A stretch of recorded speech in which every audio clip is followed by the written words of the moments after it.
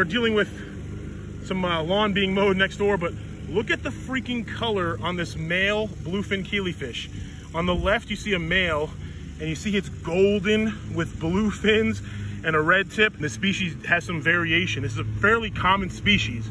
It's a type of killifish here in Florida. But as you can see, I just pulled this out of the stream here. I'm actually hanging out with Wekiva Aquatics.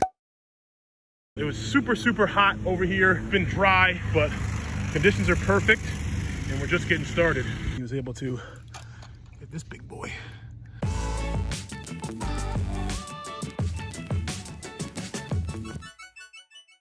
All right, so Jose just goes, "Hey bro, you want another Mad Tom?" And I go, "What?" He goes, "Yeah, I caught another Mad Tom." This is literally the third time. These guys are poisonous, FYI. Oh, this guy's tiny. He's a baby, bro. You should see the ones that I have that you got me, bro. This guy's a baby compared to it. But yeah, this is a Mad Tom catfish. It looks like a tadpole, but it's not. And this guy right here has caught 3 of them in the last, like, I don't know, few months, whatever. Yeah. None of my friends, no one that I know has caught a single one except for Jose. And Jose has now caught 3. A pleco, yeah. That looks similar to the other pleco that I caught up in Wekiva, but I don't think he made it. That's crazy. I wonder if those are common plecos, dude. So this is a little baby pleco that Jose just pulled out of this little stream here. And we're not sure what it is. We've caught one before in a different location.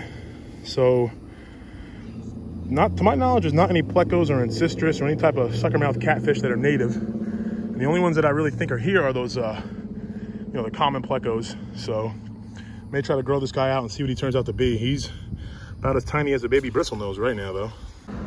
We are now hanging out across the way, and this was one scoop, ladies and gentlemen. This is pretty cool. I put this scoop into this container here because, number one, we got a cool little darter, got some bluefin killifish. Looks like a male, nice little beautiful male with, like I said, this strain here with the blue top fins, blue bottom fin, and the red back fin is just phenomenal. A lot of times you find them in this, like, you know, mix of blues and reds, which is still a beautiful fish. But the ones here have this golden hue to them on the body, with, like I said, matching blue fins, dorsal and anal, and then the back fin. Crap, I was trying to go for the trifecta scientific names, but we're not there yet. But the coolest fish in this container, in my opinion, is one that I don't know what it is, and this is a little dark catfish kind of scurrying around. Jose just pulled up another Mad Tom, his third ever, and 3 of 3 that I've ever seen. But this, I don't believe, is a Mad Tom. I think this is some sort of, maybe it's a channel catfish. Maybe it's another species of native catfish, maybe a different type of Mad Tom. I know there's other species of Mad Tom. Believe that the ones that Jose has caught have been the tadpole Mad Toms.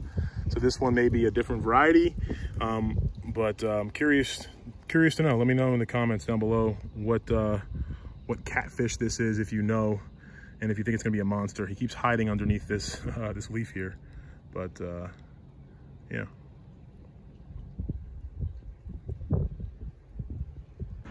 This spot over here, I've been finding some of these mystery snails.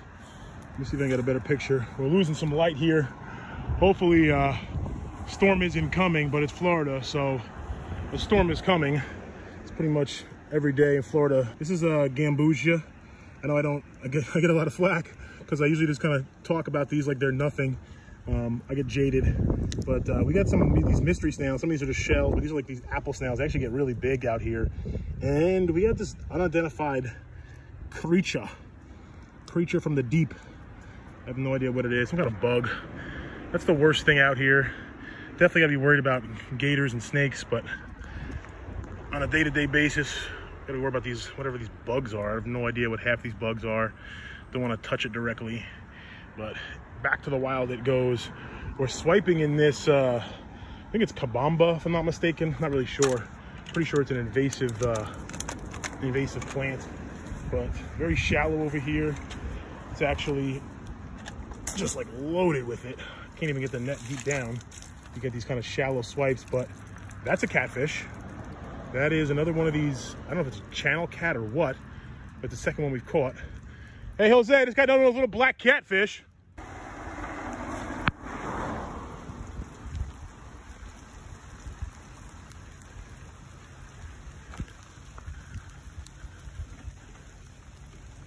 Jose just found these this apple snail clutches. See these pink clutches?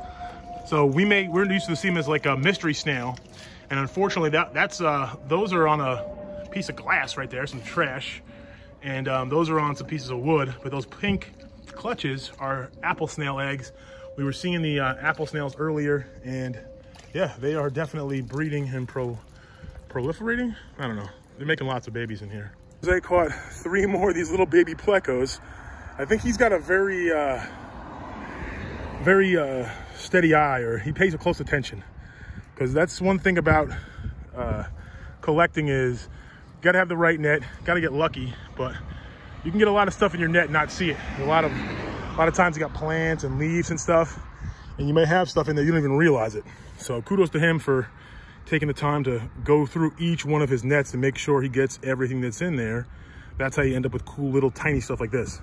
So typically when I'm doing my swiping, I like to look for areas where we got some grass and some coverage. However, this area is like a deep little pool, so there's definitely a lot of activity, a lot of fish activity. Although it tends to be, or at least in this case, it's a lot of mosquito fish. See if we can't do a one-handed swipe here. I actually now own a GoPro, but I forgot it. But as you can see here, decent amount of fish. Looks like all gambusia for the most part. Maybe one little sailfin molly, but pretty cool way to you know, look after and catch different species. We're kind of, Jose and I planted up here in the middle of the stream. We're collecting a good amount of stuff. One thing we haven't caught that we're looking for is some golden top minnows. It's the one thing that I caught 1 flagfish, so it'll be nice to find some more flagfish, and then golden top minnows too. So Jose spotted a fish, and him and I have been spending the last like 10 minutes trying to catch it. And we'll see if we can come up here. We have no idea what it is. We're almost certain it's not a fish that we've caught before. I've taken a few swipes at it. He's taken a swipe or 2 at it to no avail. It looks like some type of medium-sized fish. It's not too skinny, but it's not too chubby like a flagfish, but it's not super long like a killifish. And it's like flashy. It's got flashy kind of red fins, almost dancing around like a sailfin molly would. But a sailfin is not a male sailfin molly. So we think it's some kind of male, we don't really know. My guess is some type of killifish. But I'm intrigued. Jose found a spot down the river. We were over here, still trying to find this red fish. He started walking down that way a ways and waved me down. He just gave me a call, said he found a pretty big catfish.